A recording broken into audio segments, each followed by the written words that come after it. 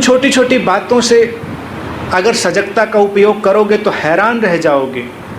बाहर की दो आंखें खुलती हैं तो तुम उसे जागृति कहते हो, लेकिन सजगता वहाँ भी नहीं होती। ये केवल एक बायोलॉजिकल प्रोसेस होता है, तुम्हारे बॉडी माइंड ऑर्गेनिज्म का, तुम्हारे शरीर और मन का एक अलग घटनाक्रम होता है।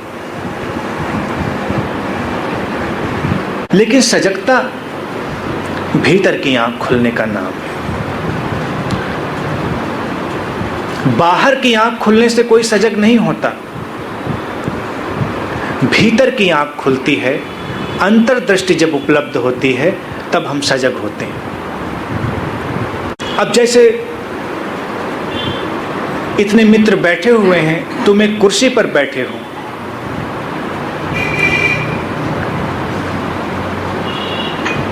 लकड़ी को तराश कर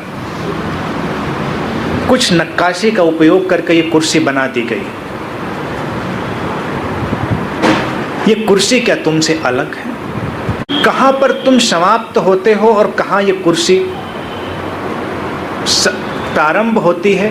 क्या इसका हमें भान है? हमने सजग होकर कभी देखा नहीं, हम तो उसका उपयोग करते हैं, रोज आते हैं, उस पर बैठते हैं। एक उदाहरण कुर्सी का बता रहा हूं जिसका रोज उपयोग करते हैं, रोज अपना दरवाजा खोलते हैं लकड़ी का। ये लकड़ी का टुकड़ा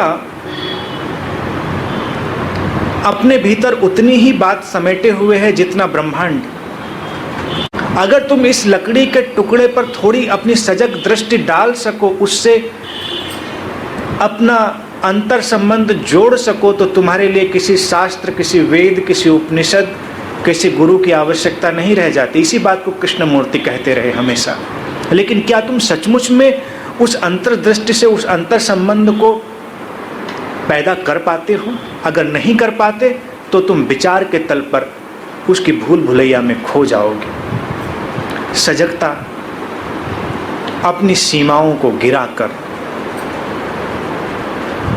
एक परिपूर्ण ग्राहकता में, एक टोटल रिसेप्टिविटी में चीजों से जुड़ने की प्रक्रिया है।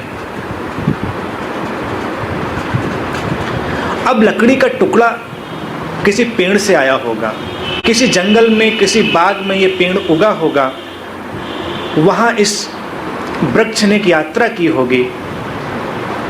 इस वृक्ष ने धरती में अपनी जड़ें भेजी होंगी, धरती के रस को अपने भीतर प्रवाहित होने दिया होगा, धरती से संवाद किया होगा। इस पेड़ ने सूरज की रोशनी को पिया होगा, हवाएं इसके भीतर से गुजरी होंगी, वो हवाएं जो जाने कहां से बहती हुई आ रही होंगी, जाने किन किन लोगों को स्पर्श करती हुई हवाएं गुजरी होंगी, जो इस पेड़ की पत्तियों को भी स्पर्श करके आगे गई होंगी। समुद्र से बादल उठे होंगे ऊपर और वो बरसे होंगे, उस बरसात में ये वृक्ष नहाया होगा।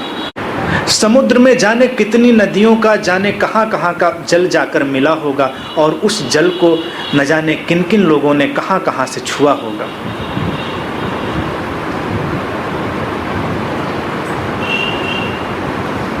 फिर जब ये वृक्ष सूखा होगा, इसे काटा गया होगा, तो न जाने किन किन लोगों ने अपने किन किन मनोभावों से उस पर काम किया होगा, और जब जीवित रहा होगा तब न जाने कितने लोग अपनी कैसी कैसी अंतर कथाएं लेकर इसके निकट से गुजरे होंगे।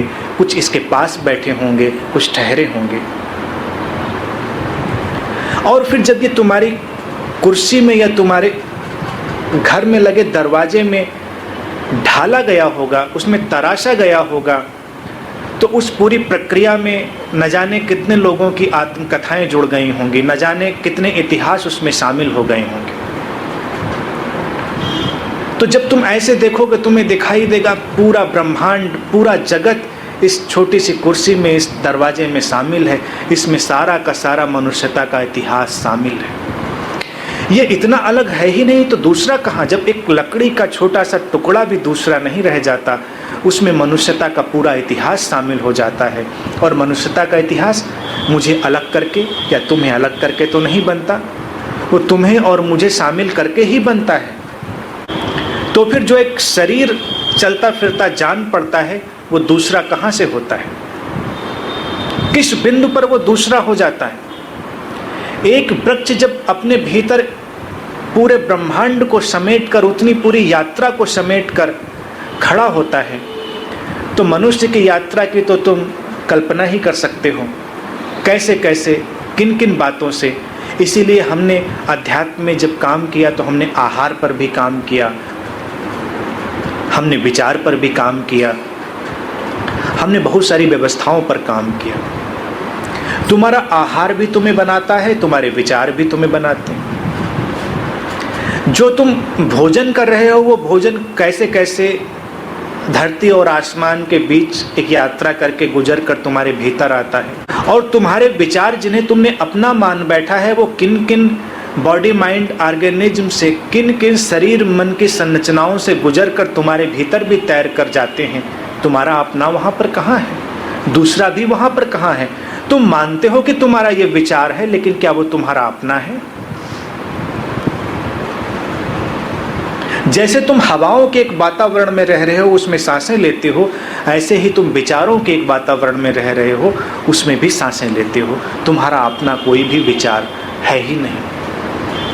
हर विचार में और तुम्हारे भीतर प्रवेश करते एक भी तिनके में पूरी मनुष्यता की यात्रा शामिल है। सजग होकर देखोगे तो हैरान रह जाओगे। यही अंतर्दृष्टि के खुलने की प्रक्रिया है।